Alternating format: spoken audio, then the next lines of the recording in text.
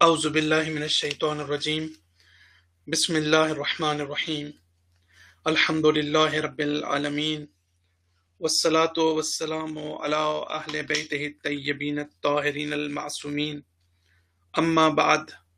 فقد قال الحكيم في كتابه المجيد وفرقانه الحميد بسم الله الرحمن الرحيم الحمد لله رب العالمين الرحمن الرحيم مالك يوم الدين إياك نعبد وإياك نستعين اهدنا الصراط المستقيم صراط الذين أنعمت عليهم غير المغضوب عليهم ولا الضالين۔ آج ہم امام خمینی کی سورہ حمد کی جو تفسیر ہے اس کے مورل اور مسٹک یعنی اخلاقی اور عرفانی آسپیکٹس پر جس گفتگو کا آغاز ہم نے گزشتہ سیشن میں کیا تھا، آج اس کی جو ہے وہ اس کا سیکنڈ پارٹ اور دوسرا حصہ انشاءاللہ اس میں بھی ہم امام خمینی نے تفسیر سورہ حمد میں جو انتہائی اہم اور باریک اخلاقی اور عرفانی نکات کی طرف اشارہ کیا ہے انشاءاللہ ہم اس کے اوپر آج ہم بات کریں گے۔ لیکن ظاہر ہے کہ محرم الحرام اور عشرہ مجالس کی وجہ سے بیچ میں کافی ڈسٹنس آ گیا، اور آپ میں سے جو پہلے لیکچر میں موجود تھے بہت سی چیزیں ہو سکتا ہے کہ وہ ذہن میں موجود نہ ہوں، اور میں بھی آج یہ نہیں چاہتا کہ میں اس کو ریپیٹ کروں۔ انشاءاللہ وہ چیز آن لائن لیکچر ریکارڈ موجود ہے، اس کی ریکارڈنگ، اور وہ شاید آپ تک پہنچ بھی گئی ہوگی، تو آپ اس کو دوبارہ بھی سن سکتے ہیں۔ اسی طرح میری جو 10 مجلسیں تھیں human suffering and trial of God کے اوپر، جو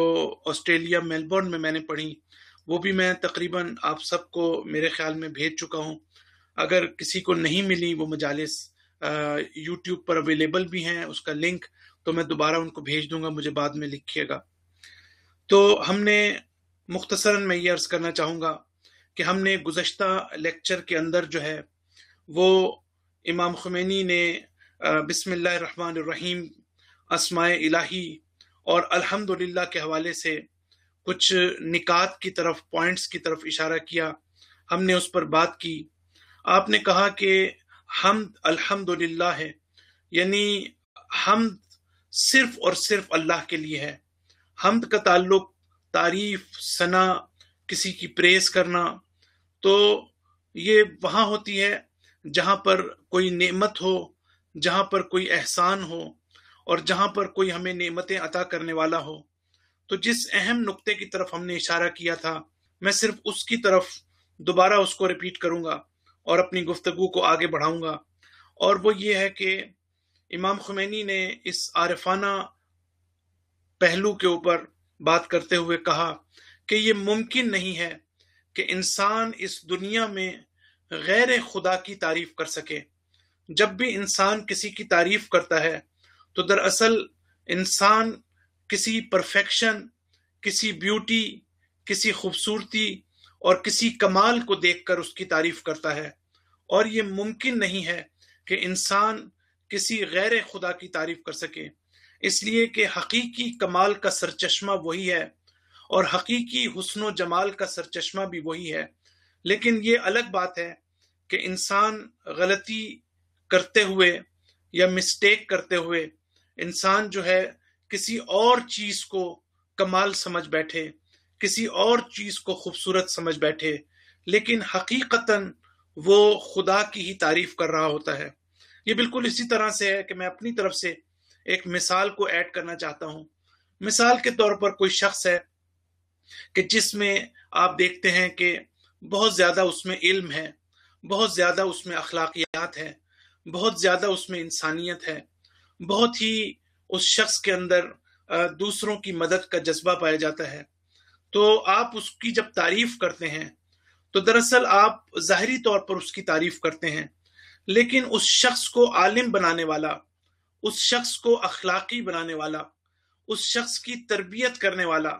جو اس کے پیچھے وہ شخصیت موجود ہے، کبھی کبھی ہم اس کو اگنور کر دیتے ہیں اور ہم सिर्फ ज़ाहिर को देखते हैं। लिहाजा दरअसल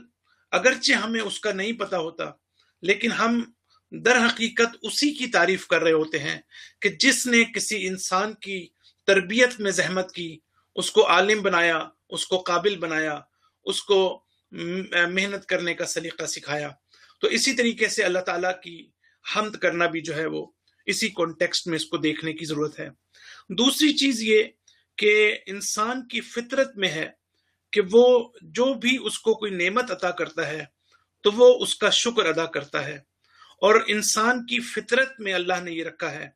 कि जहां कहीं भी वो कोई नक्स देखता है, जहां कहीं भी वो कोई ऐब देखता है, उससे वो मुतनफिर होता है, उसको वो अच्छा नहीं समझता। और हर इंसान की फितरत में यही है कि वो ज़ाते अक़दस और अल्लाह ताला की सताइश करे। और फिर एक बारीक नुक्ता वो ये बताते हैं कि वो हस्तियां कि जो ज़ाते हक में फानी हो चुकी हैं, जैसे अंबिया की ज़ात, औलिया की ज़ात और आइम्मा अलैहिमुस्सलाम की ज़ात, कि जो ज़ाते हक में फानी हो चुकी हैं, जब इंसान इनसे मोहब्बत करता है, जब इंसान इससे इश्क करता है, जब इंसान इनसे इजहार मोहब्बत करता है, जब इंसान इनसे वाबस्तगी का इजहार करता है, तो वहां पर भी दरअसल इंसान खुदा से इश्क की बात कर रहा होता है। वो अल्लाह से इजहार मोहब्बत होती है, वो किसी इमाम की जात से इजहार मोहब्बत नहीं होती। लेकिन चूंकि इन दोनों में फर्क नहीं है, लिहाजा अगर उसी इमाम को जो अल्लाह की जात में फानी हो चुका है, वो नबी के जो अल्लाह की जात में फानी हो चुका है, अगर हम उससे इश्क करते हैं तो दरअसल अल्लाह से इश्क करते हैं। लेकिन अगर यही चीज हमें अल्लाह से इश्क की तरफ ना लेके जाए, अल्लाह से मोहब्बत की तरफ ना लेके जाए, तो इसका मतलब ये है कि हमारे मोहब्बत में, हमारी इजहार मोहब्बत में, हमारे इजहार इश्क में कहीं ना कहीं कुछ प्रॉब्लम मौजूद है कि जिसको एड्रेस करने की जरूरत है। इंशाल्लाह मैं आने वाली अशरे ज़ैनबिया में बहुत ही तफसील के साथ, और शायद अपनी जिंदगी में पहली मर्तबा इतनी तफसील के साथ और इल्मी बुनियादों के ऊपर मैं तवल्ला और तबर्रा इस मौजू के ऊपर इंशाल्लाह मैं 10 मजलिसें पढ़ूंगा और वो आप तक भी पहुंच जाएंगी। वहां पर मैं इन इश्यूज को बहुत डिटेल में उठाना चाहता हूं, और कुरान और सुन्नत की रोशनी में मैं चाहूंगा कि ये चीज हमारे सुनने वालों के सामने आए कि हम जब तबर्रा की बात करते हैं, जब हम दुश्मनाने अहले बैत से इजहार नफरत की बात करते हैं, तो उसका हकीकी मतलब क्या है और उस सिलसिले में हमारी जिम्मेदारी क्या है और हमारी रिस्पॉन्सिबिलिटी क्या है। इंशाल्लाह इसके ऊपर जो है वो आगे चलकर बात होगी। सूरह हम्द में रब्बुल आलमीन, ये दूसरी आयत है, अल्हम्दुलिल्लाह रब्बुल आलमीन। हमने अलहम्द के ऊपर बहुत तफसील के साथ बात की। रब्बुल आलमीन जो है ये जो है सूरह हम्द की इस तफसीर के अंदर मैं सिर्फ आज के इस लेक्चर में मुख्तसर गुफ्तगू करूंगा रब्बुल आलमीन के ऊपर, और इंशाल्लाह आइंदा जो हमारे सेशन होंगे उसमें मैं चाहूंगा कि इमाम खुमैनी ने जिन इंतहाई अहम चीज़ों की तरफ इशारा किया है रब्बुल आलमीन के हवाले से, हम उनके ऊपर बात करें। और दूसरे उलमा ने भी जो रब की डेफिनेशन बयान की है, मैं चाहूंगा कि पूरी तफसील के साथ हम उसके ऊपर गुफ्तगू करें। तो रब्बुल आलमीन, रब का मतलब जो है, कई मतलब हैं इसके। इसका मतलब सॉलिड, साबित और फर्म के। इसका मतलब जो है मालिक होने के, साहिब, गालिब यानी मास्टर होना, किसी चीज का ऑनर होना। इसी तरीके से मुतम्मिम के माना में भी है, यानी किसी चीज को तमाम करने वाला, किसी चीज को मुकम्मल करने वाला और किसी नेमत को अता करने वाला। ये सारे मानी जो है वो रब के मौजूद हैं। तो अल्लाह ताला जब इस कायनात का मालिक है, वो रब है, परवरदिगार है, इस कायनात को पालने वाला है, इसकी परवरिश करने वाला है, तो इसका मतलब ये है कि दो चीजें हैं अलग अलग। एक का ताल्लुक अल्लाह ताला के क्रिएटर होने से है, एक का ताल्लुक अल्लाह ताला की खालिकियत से है, यानी अल्लाह ताला इस कायनात का खालिक भी है اور دوسری چیز یہ ہے کہ اللہ تعالیٰ اس کائنات کا رب بھی ہے. تو رب ہونا ایک الگ چیز ہے اور خالق ہونا اور ایک الگ چیز ہے. تو اللہ تعالیٰ یہ کہنا چاہتا ہے کہ میں اس کائنات کا صرف خالق نہیں ہوں، میں صرف اس کائنات کو خلق کر کے ریٹائر نہیں ہو گیا، بلکہ اس کائنات کو میں اس کا رب بھی ہوں. یعنی نہ صرف اس کا کریٹر بھی ہوں بلکہ اس کا سسٹینر بھی ہوں. اس کائنات کی خلقت کے ساتھ ساتھ میں اس کی بقا کا ضامن بھی ہوں. میں ہر لمحہ اس کائنات کو باقی رکھے ہوئے ہوں اور ہر لمحہ میں اس کائنات کی پرورش کر رہا ہوں.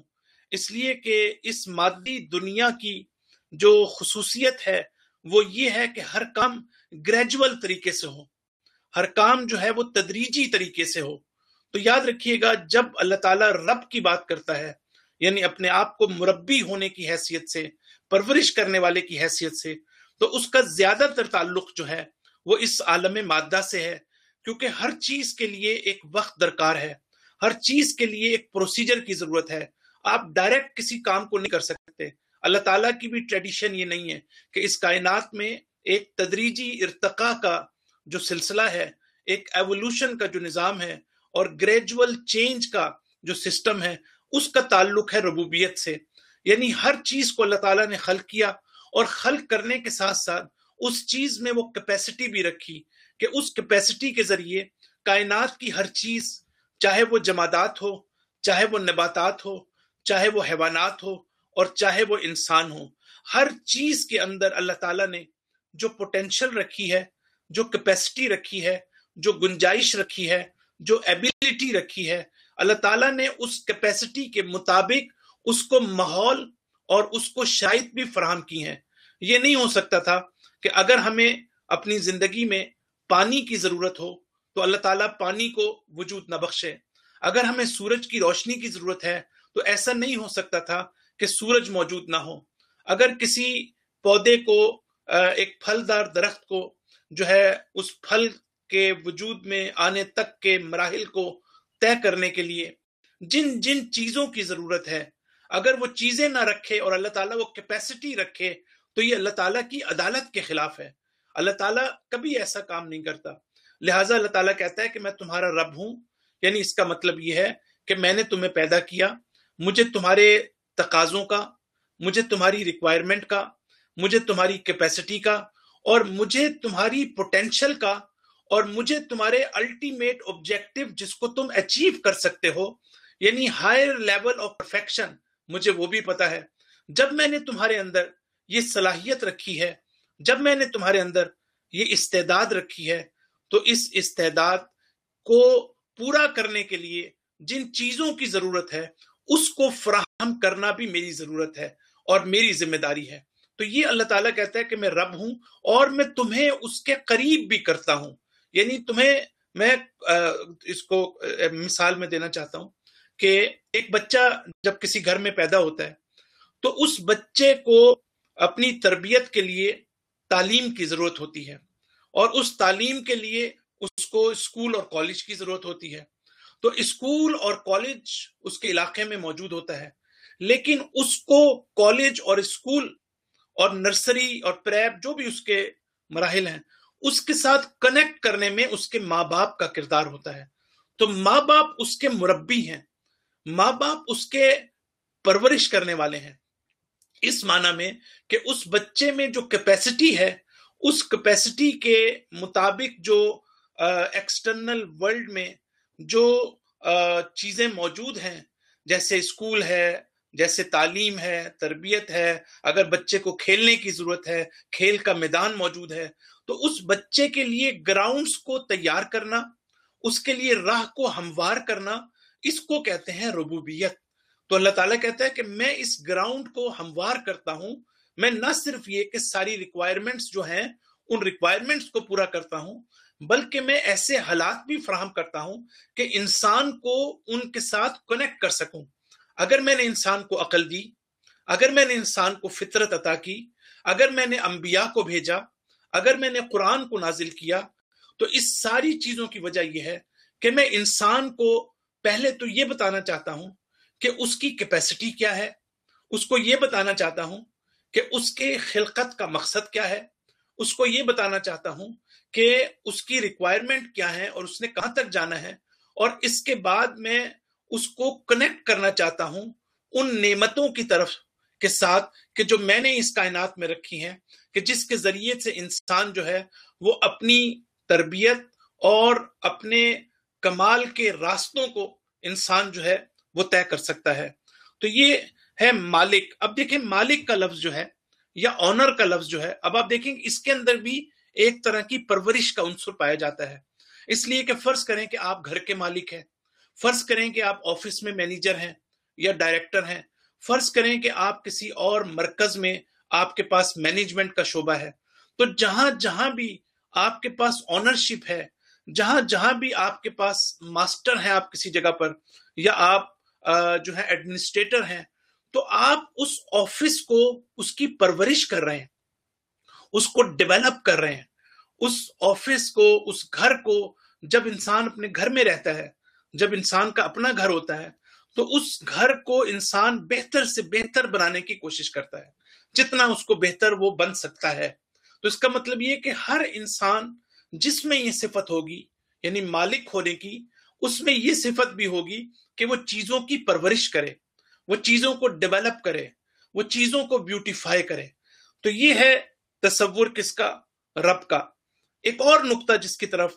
امام خمینی اشارہ کرتے ہیں، اور میں نے کہا کہ میں اگلے انشاءاللہ ہمارے جو لیکچرز ہوں گے اس میں بڑی تفصیل کے ساتھ اب میں ان نکات کے اوپر اشارہ کروں گا، اور آپ دیکھیں گے کہ یہ رب العالمین جو ہے، یہ سورہ حمد ہماری زندگی میں اس کی بڑی اہمیت ہے، اور بہت زیادہ روایات اس کے بارے میں ہیں، سورہ حمد کی جو خاصیت ہے اس کی تلاوت کرنے کی۔ لیکن جب تک انسان اس کے کنٹینٹ سے واقف نہ ہو، جب تک انسان اس کو ان ڈیپتھ اس کو اسٹڈی نہ کرے، اس وقت تک انسان صرف الفاظ کی حد تک سورہ حمد پڑھ سکتا ہے، لیکن سورہ حمد کو اپنے پورے وجود کے ساتھ، اپنی پوری روح کے ساتھ، قلب کے ساتھ پڑھنے کے لیے انسان کو علمی لحاظ سے بھی ضروری ہے، عرفانی اور اخلاقی لحاظ سے اس سورت کے کنٹینٹس کو سمجھے۔ دوسرا نقطہ امام فرماتے ہیں کہ ہر موجود، یعنی یہاں عالمین کی بات کی گئی ہے، میں بعد میں اس پر ڈسکس کروں گا یہ عالمین سے کیا مراد ہے۔ آپ یہ فرماتے ہیں کہ ہر موجود وہ خود اپنی ذات میں ایک عالم ہے، وہ خود اپنی ذات میں ایک کائنات ہے، اور ہر شے، چاہے وہ انسان ہو، چاہے وہ غیر انسان ہو، چاہے وہ نباتات میں سے ہو، چاہے وہ حیوانات میں سے ہو، ہر شخص جو ہے وہ اپنے پورے وجود کے ساتھ اللہ کی حمد کر رہا ہے، اللہ کی حمد و ثنا کر رہا ہے۔ جب اللہ تعالیٰ قرآن مجید میں کہتا ہے کہ یسبح للہ ما فی السماوات و ما فی الارض، کہ کائنات میں، زمین اور آسمانوں میں جو کچھ بھی موجود ہے وہ اللہ کی ثنا کر رہا ہے، اللہ کی تسبیح کر رہا ہے۔ تو تسبیح جو ہے، ہم نے سورہ الحدید کی شروع کی آیات میں اس نقطے کی طرف اشارہ کیا تھا کہ تسبیح بغیر شعور کے نہیں ہو سکتی، اصلاً امکان ہی نہیں ہے کہ کسی کے اندر شعور نہ ہو اور وہ تسبیح کرے، اس لیے کہ ٹیکنیکلی تسبیح کا تعلق اس بات سے ہے کہ آپ کسی ہستی کو آپ ہر قسم کے نقص و عیب سے مبرہ کر رہے ہیں۔ اگر فرض کرتے ہیں کہ آپ میری تسبیح کرتے ہیں، مثال دے رہا ہوں میں آپ کو، تو اس کا مطلب یہ کہ آپ میری تمام خامیوں کو ایک طرف رکھتے ہوئے آپ میرے کمالات کو اجاگر کر رہے ہیں، میرے کمالات کو یاد کر رہے ہیں، میری برائیوں کو ایک طرف رکھ رہے ہیں، میرے اندر جو اچھائیاں ہیں آپ ان کو پروموٹ کر رہے ہیں۔ تو اس کا مطلب ہے کہ جب تک آپ کو شعور نہ ہو، آپ کو یہ پتہ نہ چلے کہ اچھا کیا ہے، برا کیا ہے، سیاہ کیا ہے، سفید کیا ہے، اور جو ہے جہالت کیا ہے اور علمیت کیا ہے، تو اس وقت تک تو آپ کسی کی تسبیح نہیں کر سکتے۔ تو اس کا مطلب ہے کائنات کی ہر چیز اللہ کی تسبیح کر رہی ہے، اس کو یہ شعور ہے کہ وہ کیا کر رہی ہے۔ انشاءاللہ یہ ایک ٹیکنیکل مسئلہ ہے، پھر دوبارہ بھی کبھی ہم اس کی طرف واپس آئیں گے۔ تو امام خمینی ایک نقطے کی طرف اشارہ کرنا چاہتے ہیں، اور وہ یہ کرنا چاہتے ہیں کہ الحمدللہ اور رب العالمین کا ایک بڑا باریک تعلق ہے۔ وہ یہ ہے کہ اس کائنات میں دو نظام ساتھ ساتھ چل رہے ہیں۔ ایک نظام جو ہے، اب یہ بات امام خمینی نے نہیں کی، میں اس کی وضاحت کر رہا ہوں. جو بات امام خمینی نے کی ہے وہ میں کوٹ کرتا ہوں،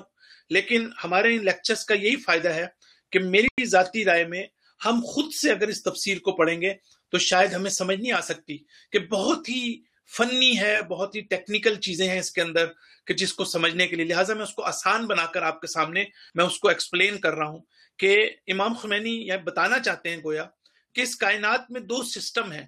ایک وہ ہے جو اللہ تعالیٰ نے ایک آٹومیٹک سسٹم رکھا ہے، اور ایک وہ ہے کہ جو ہمارے اختیار میں ہے.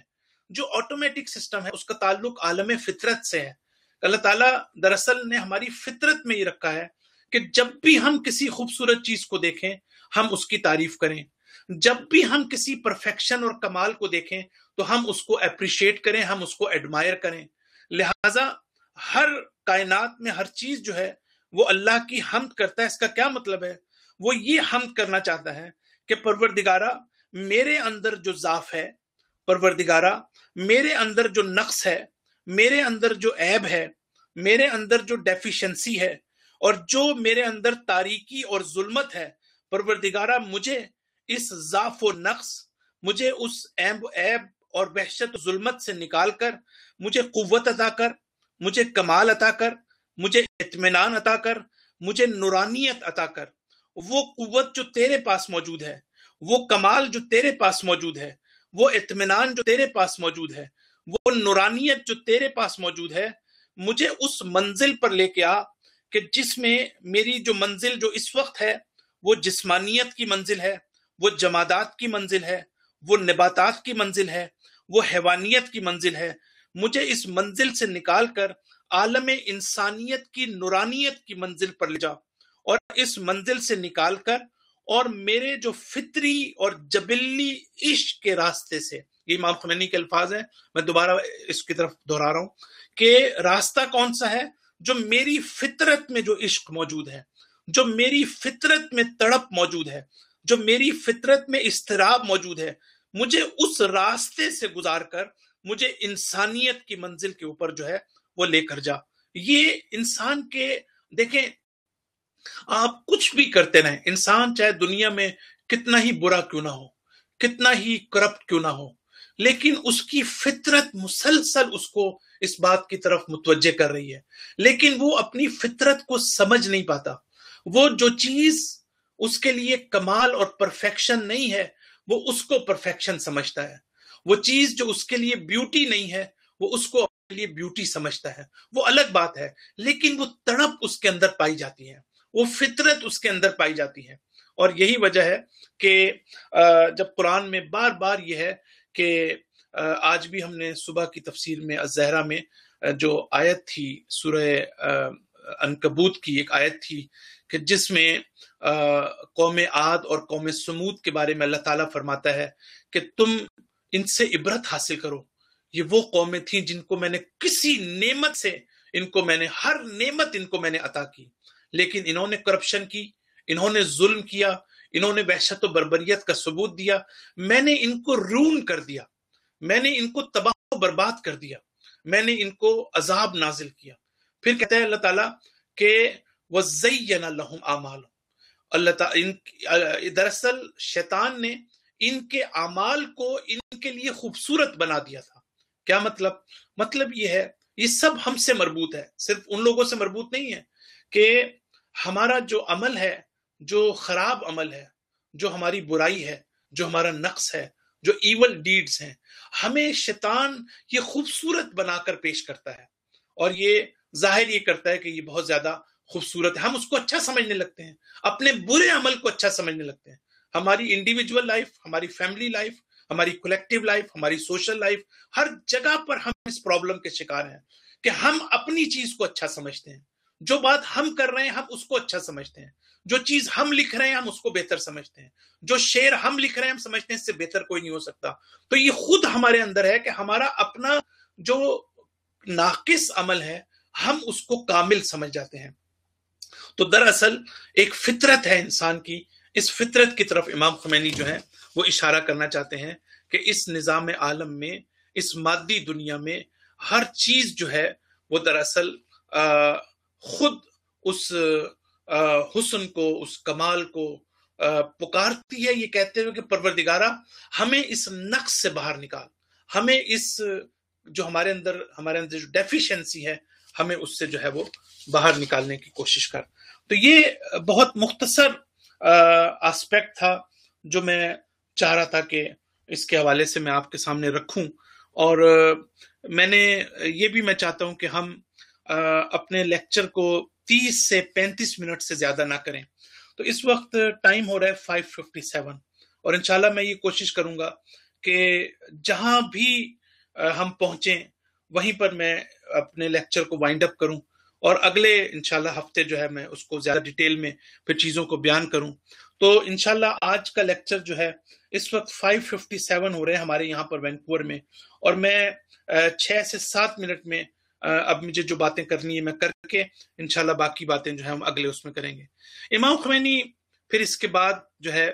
وہ یہ کہتے ہیں کہ انسان کو اپنے نفس کے ساتھ جہاد کرنے کی ضرورت ہے۔ اب تھوڑا سا میں لے جانا چاہتا ہوں ہمارے پچھلے سیشن کی طرف کہ کتنی زیادہ ہم نے تزکیہ نفس اور تربیت نفس کے حوالے سے جو اخلاقی اور عرفانی نکات ہیں ان کی طرف ہم نے اشارہ کیا۔ امام خمینی کہتے ہیں وما عندکم ینفد وما عندکم عند اللہ باقٍ، اس آیت کو کوٹ کرتے ہیں اور کہتے ہیں کہ جو چیز تمہارے پاس ہے وہ ختم ہو جانے والی ہے، وہ فنا ہو جانے والی ہے، اور جو چیز اللہ کے پاس ہے وہ باقی رہ جانے والی ہے۔ تو اگر کوئی چیز اللہ کی ذات سے ربط پیدا نہیں کرتی، اگر ہم کسی چیز کو اللہ سے ریلیٹ نہیں کرتے تو وہ فنا ہو جائے گی، اور اللہ کا نام ایک باقی بھی ہے، یعنی اللہ تعالیٰ کے جو اسماء ہیں اس میں سے ایک نام جو ہے باقی ہے، اور انسان اسی نام کے ساتھ باقی رہنے کی صلاحیت پیدا کرے گا، اسی نام کے ساتھ انسان اپنے اندر ابدیت حاصل کرتا ہے۔ اللہ تعالیٰ رحمان بھی ہے، انسان رحیم بھی ہے، لہٰذا انسان اگر اپنے اندر رحمت کا جذبہ پیدا کرنا چاہتا ہے، رحیمیت کو پیدا کرنا چاہتا ہے، اپنے اندر مرسیفل ایٹیٹیوڈ کو ڈیولپ کرنا چاہتا ہے، تو یہ اللہ تعالیٰ کے جب تک اپنے آپ کو قریب نہیں کرے گا، اس کے ان ناموں سے اس کا سہارا نہیں لے گا، اس وقت تک اللہ تعالیٰ کی رحمت اور اس کی رحیمیت جو ہے اس کی ریفلیکشن انسان کی ذات میں نہیں آ سکتی، اور جب تک یہ ریفلیکشن نہیں آئے گی اس وقت تک انسان میدان عمل میں کبھی بھی دوسروں کے لیے رحم دل نہیں ہو سکتا۔ اسی طرح معاف کرنے کا اللہ تعالیٰ کہتا ہے کہ میں غفور الرحیم ہوں، تو یہ غفور الرحیم بھی اللہ تعالیٰ کی صفت ہے کہ جس کو ہمیں اپنی ذات میں پیدا کرنے کی ضرورت ہے۔ لہٰذا آپ آگے چل کر کہتے ہیں کہ خدا کے راستے میں شکست کا کوئی تصور نہیں ہے۔ حضرت علی کا یہ کہنا کہ اگر پورا عالم عرب میرے سامنے آ جائے تو میں راہ فرار اختیار نہیں کروں گا، تو دراصل جب انسان اللہ کے ساتھ کنیکٹ ہو جاتا ہے تو پھر انسان جو ہے وہ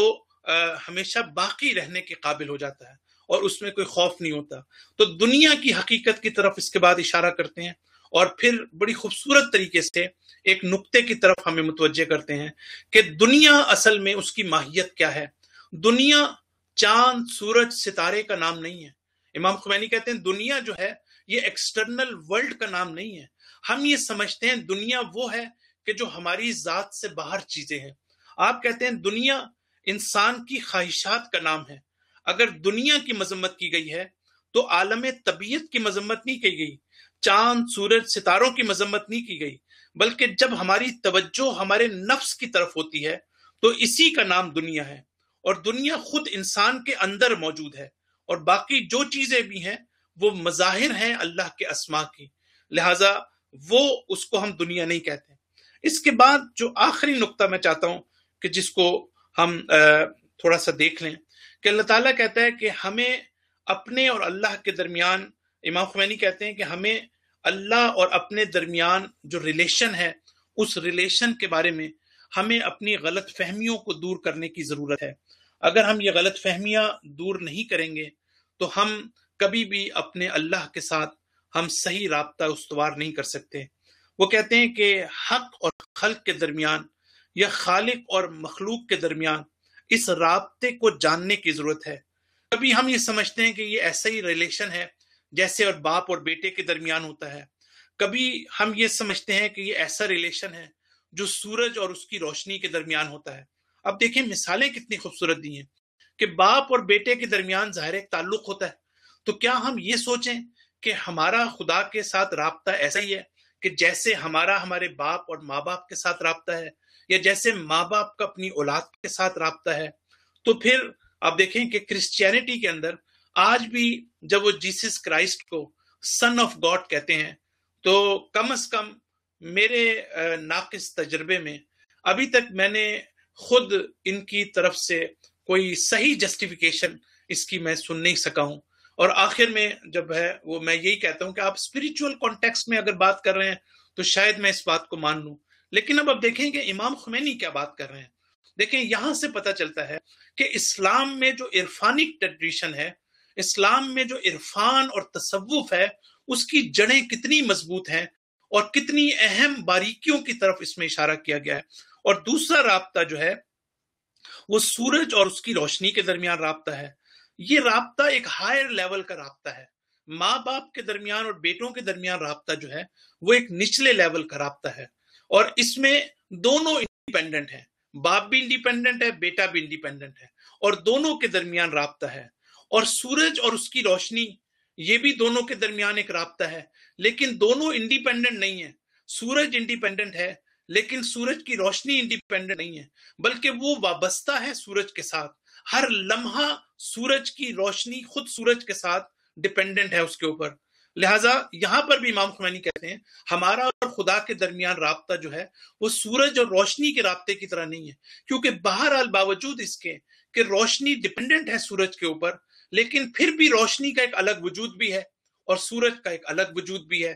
تیسری چیز وہ کہتے ہیں کہ نفس کا ہماری قوتوں کے ساتھ رابطہ. مثال کے طور پر اللہ تعالیٰ نے ہمیں دیکھنے کی قوت عطا کی، اللہ تعالیٰ نے ہمیں جو ہے وہ سونگنے کی قوت عطا کی، اللہ تعالیٰ نے ہمیں مختلف قسم کی جو قوتیں عطا کی، مثلا قوت سامعہ، اللہ تعالیٰ نے ہمیں سننے کی قوت عطا کی. یہ بھی ایک رابطہ ہے ہمارے نفس کے ساتھ. آپ تھوڑا سا غور کریں کہ یہ کتنا باریک رابطہ ہے کہ ہماری روح کا، ہماری وہ قوت جس سے ہم دیکھتے ہیں، جس سے ہم سنتے ہیں، جس سے ہم چکھتے ہیں، جس سے ہم سوچتے ہیں، ان کا آپس کا رابطہ کتنا مشکل اور کتنا باریک ہے. امام خمینی کہتے ہیں یہاں پر بھی کثرت موجود ہے، یہاں پر بھی ایک ایسا رابطہ موجود ہے جس میں بہرحال دو الگ چیزیں ہمیں نظر آتی ہیں، لیکن جو رابطہ ہمارا اللہ سے رابطہ ہے وہ رابطہ وہ ہے کہ جو حضرت موسیٰ علیہ السلام نے کو اللہ تعالیٰ نے کہا کہ تجلی ربہ للجبل، اللہ تعالیٰ نے اپنی تجلی جو ہے کوہ طور پر اس تجلی کو دکھایا. تو قرآن یہ کہتا ہے وما رمیت اذ رمیت ان اللہ رما، اے رسول جب تم نے خاک پھینکی دشمن کی طرف تو یہ تم نے نہیں پھینکی، یہ میں نے پھینکی ہے خاک. اور پھر اللہ تعالیٰ یہ فرماتا ہے فلم تقتلوہم ولکن اللہ قتلہم، یہ جو جنگ بدر میں یہ تم نے قتل نہیں کیا دشمنوں کو، اللہ تعالیٰ کہتا ہے یہ میں نے قتل کیا ہے. اب آپ غور کریں گے یہ کون سا رابطہ ہے کہ جس کی طرف اللہ تعالیٰ جو ہے اشارہ کرنا چاہتا ہے کہ گویا کسی بھی قسم کی اس میں دو چیزیں ہمیں نظر نہیں آتی، دو چیزوں کا انڈیپینڈنٹ وجود جو ہے ہمیں نظر نہیں آتا. تو انشاءاللہ یہ گفتگو جو ہے وہ ہم اس کو جاری رکھیں گے، اور بہت سی باتیں جو آج میں نے جو بات کی وہ 10% میں صرف اپنی گفتگو کو مکمل کر سکا ہوں. تو انشاءاللہ اگلے سیشن میں ہم اس کو کمپلیٹ کریں گے، اور بہت سی خوبصورت چیزیں اخلاقی اور عرفانی لحاظ سے امام خمینی نے بیان کی ہیں جس کو میں آج کے لیکچر میں کور کرنا چاہتا تھا، لیکن میں چاہتا ہوں کہ ہم ٹائم کو خاص طور پر مد نظر رکھیں جن لوگوں نے جانا ہے تاکہ وہ جا سکیں اور ہم زیادہ ٹائم نہ لیں. اور انشاءاللہ اللہ تعالی ہم سب کو توفیق دے کہ ہم قرآن مجید پر زیادہ سے زیادہ غور کرنے کے قابل ہو سکیں. وصلی اللہ علی محمد وعلی آلہ الطیبین الطاہرین المعصومین.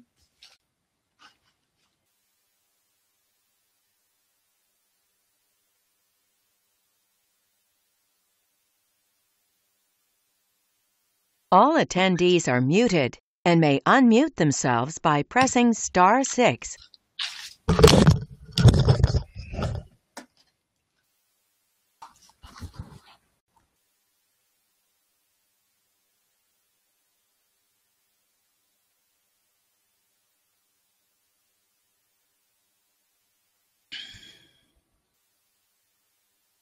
جی اپنا فرزین آپ نے یہ لکھا ہے کہ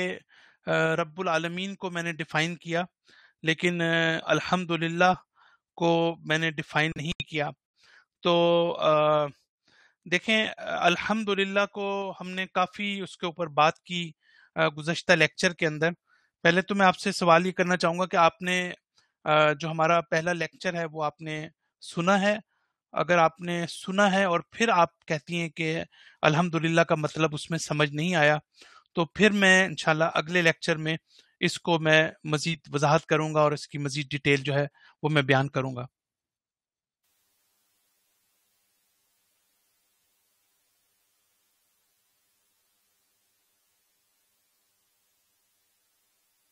لیکن میں یہ اشارہ کرتا چلوں کہ بنیادی طور پر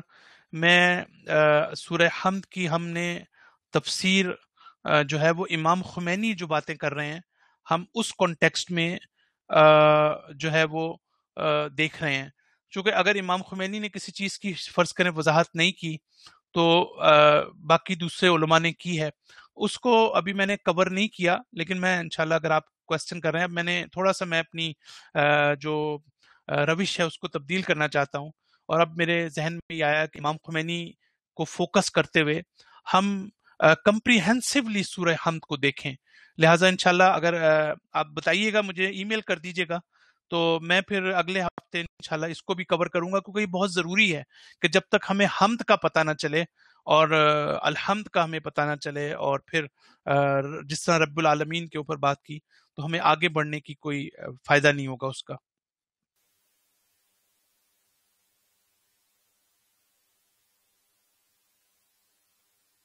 ناصر صاحب ایک سوال تھا، پوچھ سکتا ہوں؟ جی جی بتائیے، پہلے اپنا تعارف کرا دیں. تابر زینی نام ہے میرا، ہاں اور تابش میں بھائی السلام علیکم، کیسے ہیں آپ؟ ہوبارٹ میں ہوتا ہوں، آسٹریلیا میں. جی یہ رب العالمین کا جو کانسیپٹ ہے وہ واقعی بہت ہی زیادہ ایسا کانسیپٹ ہے جس میں خاص طور پہ ہم کو زیادہ توجہ دینی چاہیے. ایک میرا سوال یہ ہے کہ how to create a balance, کہ کس طرح جو ہے وہ ایسا انسان کیا کرے یا کس قسم کی اپنی روحانی تربیت کر سکتا ہے کہ جو ایک جدوجہد ہے نا، کہ انسان جو 10 جگہ انویسٹمنٹ کر رہا ہے، اور مطلب مینز بھی حاصل کرنے چاہیے، اور انسان کو جو ہے ظاہر بات ہے اگر ویلتھ جنریٹ کرے گا ایک مومنٹ جو ہے وہ صحیح جگہ پہ اسے یوز کر سکتا ہے، لوگوں کی مدد کر سکتا ہے. مگر میں نے نوٹ کیا ہے کہ جب یہ ایک سائیکل شروع ہو جاتا ہے تو اس کو بریک کس طرح کیا جائے کہ جس میں کہ بندہ سنسیئرلی واقعی رب العالمین پہ کلی ڈیپینڈ کرے ان اٹس ٹرو سینس. کہ ہم کہتے تو ہیں کہ ہاں اللہ مالک ہے، مگر ہم چھوٹی چھوٹی چیزوں پہ پریشان بھی بہت ہو رہے ہوتے ہیں. جی شکریہ تابش بھائی. جی ہاں جی بتائیے، اور کوئی بات کرنی ہے؟ بس یہی پوچھنا تھا کہ کیا اپروچ لی جائے ٹورڈز لیونگ کہ انسان جو ایک بیلنس کریٹ کر سکے. دیکھیں تابش بھائی، ہم ابھی نا بڑی ابتدائی سٹیج میں ہیں چیزوں کو سمجھنے میں، اور آپ البتہ کافی عرصے سے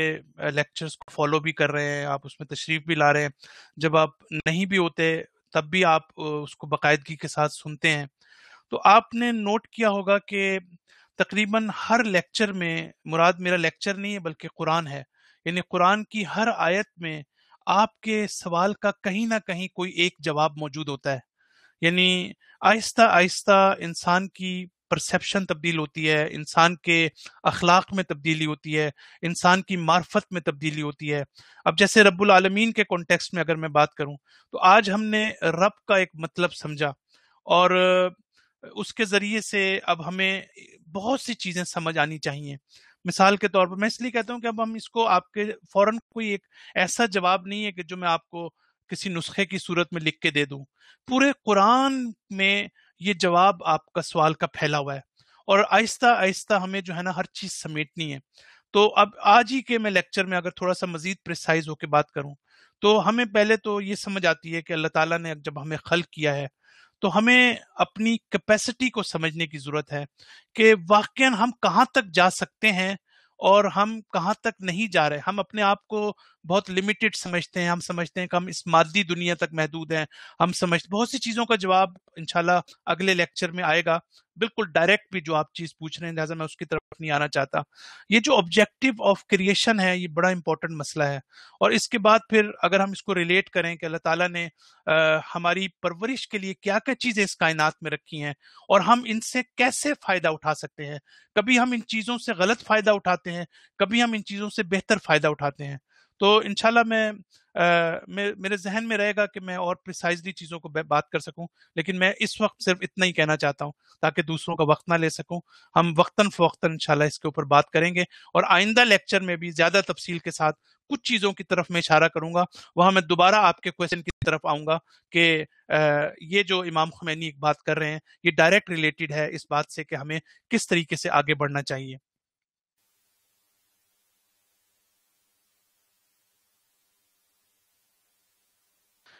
اب فرزین میں نے آپ کا پڑھ لیا ہے یہ. انشاءاللہ میں نیکسٹ جو ہوگا پروگرام اس میں تھوڑا سا میں الحمدللہ کے اوپر بات کروں گا, اور پھر ہم جو ہے وہ اپنی گفتگو کو آگے بڑھائیں گے. شکریہ.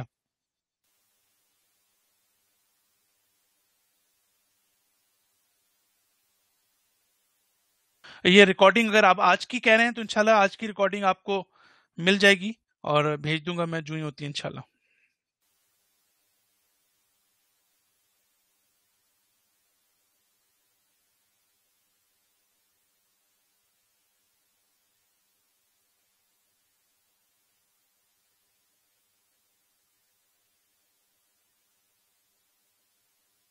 اگر کوئی کوشچن نہیں ہے تو انشاءاللہ پھر اگلے ہفتے پھر ملاقات ہوتی ہے. اوکے جی, ٹھیک ہے.